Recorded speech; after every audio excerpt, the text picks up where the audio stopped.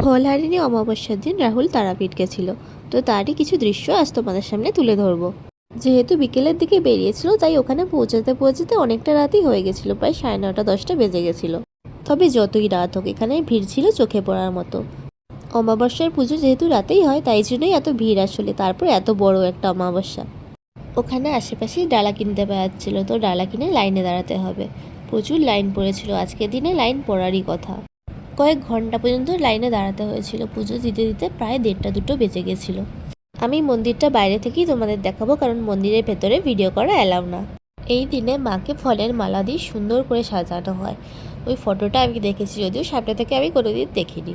আমি শুনেছিলাম আজকের দিনে তারাপীঠে অনেক বড় বড় যজ্ঞ হয়, সেটাই সামনে দেখতে পাচ্ছি, অনেকগুলো যজ্ঞই হচ্ছে।